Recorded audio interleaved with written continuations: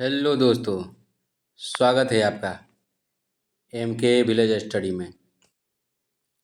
दोस्तों, आज बिहार पुलिस का बिहार पुलिस का जो बोला है सिलेबस में 9 और 10 यानी 9वां और 10वां का सिलेबस रहेगा। तो आज प्योरली 10 क्लास का इतिहास लेकर आ गए हैं। किस क्लास का? 10 क्लास का। इसी तरह 9 क्लास का भी इतिहास, पॉलिटी, ज्योग्राफी, प्रत्येक विषय 30-30 प्रश्नों का सेशन लेकर आता रहूँगा। तो चलते हैं आज की पहला प्रश्न की ओर। उससे पहले अगर आप लोग मेरे यूट्यूब चैनल एम के विलेज स्टडी पे नए हैं तो भाई लोग चैनल को सब्सक्राइब कीजिए, मेरा हौसला अफजाई कीजिए और कमेंट करके भी बताइए, दोस्तों के पास ग्रुप में शेयर भी कीजिए। तो चलते हैं प्रश्न की ओर, देखते हैं 10 क्लास का हिस्ट्री का पेपर, हिस्ट्री का प्रश्न जो बिहार पुलिस अपना सिलेबस में डाला है। एक बार देख लेते हैं, आप लोग भी देख लीजिए एक नज़र। चलिए चलते हैं प्रश्न की ओर।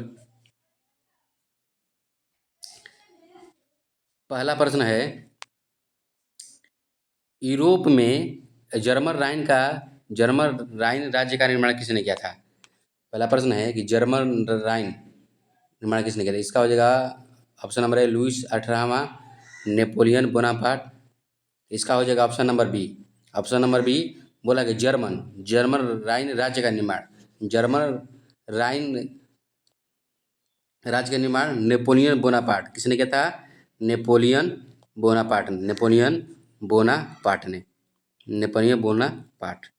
इसने क्या था? Napoleon Bonaparte. Option number B. I hope समझ चुके होंगे। चलते हैं नेक्स्ट प्रश्न पर। अगला प्रश्न है कि इटली के एकीकरण में निम्न में से किसका योगदान था? इटली का एकीकरण, इटली का जब भी बात कह दे तो वो आ जाएगा इसमें। क्यूंटर एमनुल, इसका प्रश्न नहीं दिख रहा है। गरिबाल्टी और मेजनी, इसका हो जाएगा इटली के एकीकरण किसका जिम्मेदार है? इसका हो जाएगा ऑप्शन नंबर डी। देखिए इनमें से सभी हो जाएगा। इटली के एकीकरण में सब जिम्मेदार थे, जैसे गरिबाल्टी और मेजनी भी था, काउंट काबूर भी था। इनमें से सभी ऑप्शन नंबर डी हो जाएगा। इटली के एकीकरण में सब था, गरिबाल्टी था, मेजनी था, काउंट काबूर, ये सब था। ये विक्टर एमेनुअल है, ऑप्शन नंबर ए में वो भी होता है। चलिए अगला प्रश्न देखते हैं। प्रश्न संख्या 30 है। देखिए बहुत वीवीआई क्वेश्चन है ये। अगर जो भी बच्चा 10 क्लास की भी तैयारी कर रहा हो वो भी देख सकता है। तो बिहार पुलिस के लिए जो नया सिलेबस दिया है उसके लिए तो मोस्ट इम्पोर्टेंट है। चलिए क्वेश्चन दिया है कि रक्त एवं लौह की नीति अवलंबन किसने किया था?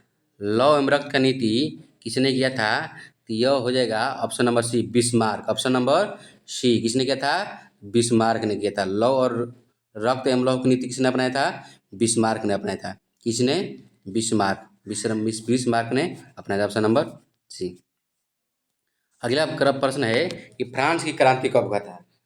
फ्रांस की क्रांति ऑप्शन नंबर ए कब हुआ था? तो 1789। फ्रांस की क्रांति कब हुआ था? 1789। अगला प्रश्न संख्या 5 है, हीगेल किस देश का दार्शनिक था? हीगेल किस देश का दार्शनिक था? Option number A France, option number B Italy, C Germany, D Austria. तो ये हो जाएगा option number C, Germany. Hegel कहाँ का था? या जर्मनी का था। हीगेल कहाँ का था? जर्मनी। Option number C. अगला प्रश्न देखेंगे, केसुत का संबंध किस देश से है? केसुत का संबंध किस देश से है? Option number A Austria, B यूनान, सी पोलैंड, डी हंगरी। इसका हो जाएगा ऑप्शन नंबर डी। केसुत कहाँ का था? तो हंगरी का था। केसुत हंगरी का था। केसुत कहाँ का था? हंगरी का था। अगला प्रश्न फटाफट इसको खत्म कर देंगे। देखिए प्रश्न दिया है लाल कुर्ती नामक संगठन का गठन किसने किया था? Option number A Mazzini, Khan Bahadur Ghaffar Khan, C Rajagopalachari, Sardar Vallabh Bhai Patel. I hope कि ये हो जाएगा ऑप्शन नंबर बी, लाल कुर्ती सेना नामक गठन खान बहादुर खान, खान खान अब्दुल गफ्फार खान, खान अब्दुल गफ्फार खान। इनसे क्या बोलते हैं? इसे फ्रंटियर गांधी भी बोलते हैं। क्या बोलते हैं? Frontier frontier Gandhi, frontier Gandhi इसे बोलते हैं। इसे सीमांत गांधी भी बोलते हैं। सीमांत गांधी किसे बोलते हैं? खान अब्दुल गफ्फार खान को, खान अब्दुल खान अब्दुल गफ्फार खान। सीमांत गांधी, फ्रंटियर गांधी, लाल कुर्ती नामक सेना गठन किसने किया था? Khan Abdul Ghaffar Khan, option number B. चलिए अगला प्रश्न देखते हैं। अच्छा, अगला प्रश्न संख्या 8 है कि मेजनी का संबंध किस संगठन से था? लाल सेना से, कार्बोनरी से, डायट से। तो ये हो जाएगा मेजनी का संबंध जो था वो कार्बोनरी से था। किससे था? कार्बोनरी से था। Option number B. अगला प्रश्न देखेंगे।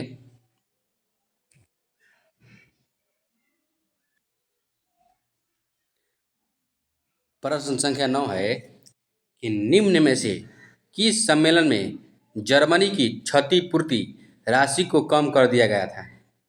ऑप्शन नंबर 1 क्योटो सम्मेलन, रियो डी जेनेरियो सम्मेलन, वियना सम्मेलन, लॉसेन सम्मेलन। ये हो जाएगा लॉसेन सम्मेलन, ऑप्शन नंबर डी लॉसेन सम्मेलन, ऑप्शन नंबर डी लॉसेन सम्मेलन। रियो डी जेनेरियो ये कहाँ कहाँ जगह है? तो ब्राज़ील में है। कहाँ है? ब्राज़ील में। रियो डी जेनेरियो कहाँ है? किस स्थान पर जगह है? ब्राज़ील में है। अगला प्रश्न देखेंगे। प्रश्न संख्या 10 है वियना कांग्रेस का मुख्य उद्देश्य क्या था? वियना कांग्रेस का मुख्य उद्देश्य क्या था? गणराज्य को पुनः स्थापित करना, लोकतंत्र को पुनः स्थापित करना, राजतंत्र को पुनः स्थापित करना। इसका जो आंसर हो जाएगा ऑप्शन नंबर सी हो जाएगा। क्या हो जाएगा? ऑप्शन नंबर सी, राजतंत्रों को पुनः स्थापित करना। ऑप्शन नंबर सी, अगला प्रश्न देखेंगे। प्रश्न संख्या 11 है वियना सम्मेलन कब हुआ था? ये हुआ था वियना सम्मेलन 1815 में। कब हुआ था? 1815। वियना सम्मेलन कब हुआ था? 1815 वियना सम्मेलन। अगला प्रश्न देखेंगे।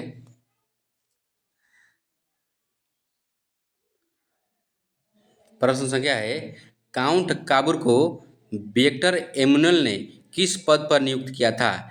तो सेनापति, बी फ्रांस के राजदूत, सी प्रधानमंत्री। इसका जो आंसर होगा ऑप्शन नंबर सी हो जाएगा। काउंट काबूर ने एमेनुअल को पीएम माने प्रधानमंत्री पद पर चुना था। कौन पद पर?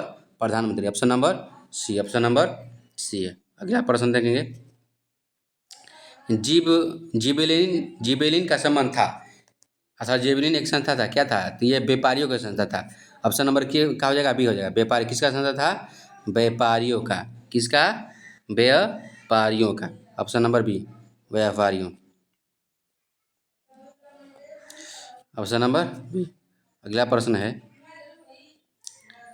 प्रश्न संख्या 14 है कि फ्रैंकफर्ट की संधि कब हुई थी? बहुत वीवीआई क्वेश्चन। फ्रैंकफर्ट की संधि कब हुई थी? ऑप्शन नंबर ए 1864, 1866, 1870, 1871। ये हो जाएगा ऑप्शन नंबर डी। फ्रैंकफर्ट की संधि कब हुआ था? तो 1871 में। कब हुआ था? 1871 में हुआ था। 1871। ऑप्शन नंबर डी, अगला प्रश्न देखेंगे। जर्मनी के एकीकरण के लिए कौन उत्तरदायी था? हाँ, ये हो जाएगा ऑप्शन नंबर बी। जर्मनी के एकीकरण के लिए कौन था? तो बिस्मार्क था। जाहिर सी बात है, ये जर्मनी के लिए बिस्मार्क। कौन था? बिस्मार्क। अगला प्रश्न देखेंगे।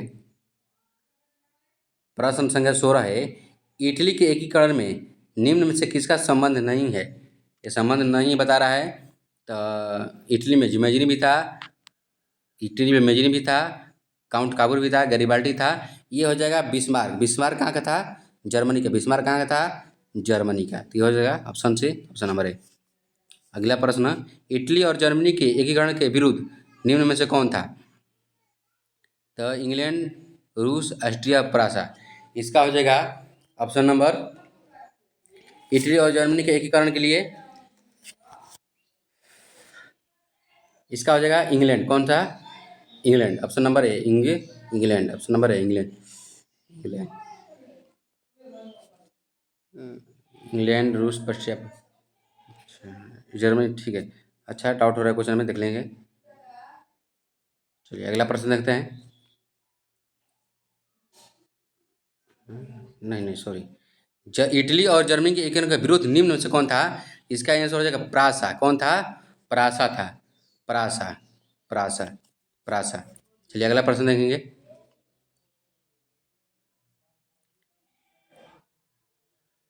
जर्मनी के एकीकरण का प्रमुख वस्तुकार कौन था? जर्मनी के एकीकरण के प्रमुख वस्तुकार कौन था? Mazzini, Garibaldi, Lenin, Bismarck. कौन था? जर्मनी का हो जाएगा ऑप्शन नंबर डी। जर्मनी कौन हो जाएगा? Option number D. जर्मनी को कर देगा बिस्मार्क। कौन हो जाएगा? Bismarck, Bismarck, Bismarck. जर्मनी के बाद जब भी कहे, अगर ऑप्शन में बिस्मार्क मिले तो उसको टिक मार कर आगे बढ़ जाना है। चलिए अगला प्रश्न देखेंगे। 1830 की क्रांति के बाद फ्रांस में किस प्रकार का शासन स्थापित हुआ था? संघीय शासन व्यवस्था, संवैधानिक राजतंत्र, गणराज्य। तो ये हुआ था, ये हो गया था ऑप्शन नंबर बी, संवैधानिक राजतंत्र ना, संवैधानिक राजतंत्र। Option number B, option number B. अगला प्रश्न देखेंगे। अगला प्रश्न है, मार्टिन लूथर कौन था? हाँ, मार्टिन लूथर कौन था? दार्शनिक, राजनीतिक, धर्म सुधारक। तो ये कौन था? मार्टिन लूथर तो वो धर्म सुधारक था। कौन था? नहीं सॉरी, समाज सुधारक था, सोशलिस्ट था। मार्टिन लूथर कौन था? समाज सुधारक, समाज सुधारक। मार्टिन लूथर किंग कौन था? समाज सुधारक। Option number D. अगला प्रश्न देखेंगे। गैरिबाल्डी पेशे से क्या था? तो यह नाविक था। गैरिबाल्डी पेशे से क्या था? ऑप्शन नंबर डी, नाविक। गैरिबाल्डी क्या था? नाविक था। गैरिबाल्डी क्या था? नाविक था। अगला प्रश्न देखेंगे। अगला प्रश्न, अगला प्रश्न है, यंग युवा यूरोप और इटली के स्थापना किसने किया था? काबूर ने, मेजनी ने, बिस्मार्क ने। इसका जो है ऑप्शन नंबर, युवा इटली की बात करें तो मेजनी, इटली मेजनी। इटली के बाद जब भी करे तो मेजनी को मार देना है। और जर्मनी के बाद जब भी कहे बिस्मार्क, जर्मनी के बाद जब भी कहे बिस्मार्क, बिस्मार्क ट्रिक है। इटली में आ जाएगा मेजनी और जर्मनी का बिस्मार्क। अगला प्रश्न, यूरोप का मरीज किसे कहता है? ये बहुत वीवीआई क्वेश्चन। यूरोप का मरीज ऑप्शन नंबर सी, तुर्की को कहते हैं। यूरोप का मरीज किसे कहते हैं? तुर्की को। यूरोप का मरीज तुर्की को। भारत का मरीज, अरे एशिया का मरीज चीन को। एशिया का मरीज चीन को। एशिया का मरीज किसको बोलते हैं? चीन को। एशिया का मरीज चीन को। यूरोप के मरीज तुर्की को, एशिया का मरीज चीन को। एशिया का मरीज चीन को। एशिया पूछ दे तो चीन। चलिए अगला प्रश्न देखेंगे। अगला प्रश्न है, किस युद्ध के बाद जर्मनी का एकीकरण पूरा हुआ था? क्रीमिया का युद्ध, सोडोवा का युद्ध, प्रासा डेनमार्क का युद्ध, सेडान का युद्ध। इसका जो हो जाएगा ऑप्शन नंबर डी हो जाएगा, सेडान की युद्ध। कौन सा युद्ध? सेडान के युद्ध, सेडान का युद्ध। कौन सा युद्ध? सेडान का युद्ध, सेडान का युद्ध, सेडान का युद्ध, सेडान का युद्ध। अगला प्रश्न देखेंगे। अगला प्रश्न है, यूरोप वासियों के लिए किस देश का साहित्यिक एवं ज्ञान विज्ञान प्रेरणा स्रोत रहा? तो जर्मनी, यूनान। हाँ, तो ये हो जाएगा option number B, option number B, यूनान। बोल रहा है क्वेश्चन, यूरोप वासियों के लिए किस तरह साहित्य एवं ज्ञान के लिए ना, तो साहित्य और ज्ञान के लिए यूनान था। कौन था? यूनान। यहाँ जो यूक्लिड विभाजन के लिए जो पाइथागोरस था वो कहाँ का था? यूनान का था ना, यूनान। अगला प्रश्न देखेंगे। प्रश्न संख्या 26 है, इटली एवं जर्मनी वर्तमान में किस महादेश का आते हैं? तो ये ऑप्शन नंबर इसका हो जाएगा सी। ये कहाँ आता है? यूरोप में आता है। कहाँ आता है? ये सब यूरोप में आता है। इटली हो गया, जर्मनी हो गया, इंग्लैंड हो गया ना, ये सब तुर्की हो गया। तुर्की यूरोप में पड़ता है, कुछ भाग एशिया में पड़ता है। सब कहाँ हो गया? यूरोप में। कहाँ हो गया ये सब? मैप पर नक्शा। चलिए, इटली और जर्मनी वर्तमान में किस महादेश के अंतर्गत आता है? तो ऑप्शन नंबर सी, कहाँ? यूरोप में। यहाँ यूरोप में। चलिए अगला प्रश्न देखेंगे। वियना कांग्रेस के द्वारा फ्रांस में किस शासक की पुनर्स्थापना किया गया? हैब्सबर्ग, आर्लिया, बुर्बो, जारशाही। वियना कांग्रेस के द्वारा फ्रांस में किस शासक हुआ था? ये बुर्बो राजवंश का। कौन था हुआ था? बुर्बो राजवंश। बुर्बो राजवंश। हाँ, option number C. Option number C. अगला प्रश्न देखेंगे। अगला प्रश्न है कि सन 1870 में फ्रांस और प्रासा के बीच युद्ध कहाँ हुआ था? सेडान में, सोडोवा में, फ्रैंकफर्ट में। तो इसका जो है जगह हो जाएगा आंसर ऑप्शन नंबर ए। कहाँ हो गया था? सेडान में। कहाँ हुआ था? सेडान हुआ था। कहाँ हुआ था? सेडान। बिस्मार्क निम्न में से क्या था? तो बिस्मार्क कूटनीतिक था। बिस्मार्क क्या था? कूटनीतिक रहे। बिस्मार्क क्या था? कूटनीतिक। उस बिस्मार्क क्या था? कूटनीतिक था। Option number D. Option number D. अगला प्रश्न देखेंगे। अगला प्रश्न है 1829 में एड्रियानोपुल की संधि किस देश के साथ हुई थी? तुर्की, यूनान, हंगरी, पोलैंड। इसका जो आंसर हो जाएगा ऑप्शन नंबर ए। कहाँ हुआ? किसके साथ हुआ था? तुर्की के साथ। किसके साथ? तुर्की के साथ। तुर्की के साथ। यूरोप का मरीज किसे बोलते हैं? यूरोप का मरीज किसे बोलते हैं? तुर्की को बोलते हैं। अगला प्रश्न है 1789 की फ्रांसीसी क्रांति के समय वह किस राजवंश का शासक था? Tudor, Stuart, Bourbon. इसका हो जाएगा कौन सा राजवंश का? तो बुर्बो राजवंश। कौन सा का? बुर्बो राजवंश। अगला प्रश्न देखेंगे। जाटिस्ट आंदोलन कहाँ संपन्न हुआ था? ऑस्ट्रिया में, इटली में, जर्मनी में, इंग्लैंड में। ये हुआ था इंग्लैंड में। कहाँ हुआ था? इंग्लैंड में। कहाँ हुआ था? इंग्लैंड में। Option number D. Option number D. अगला प्रश्न देखेंगे।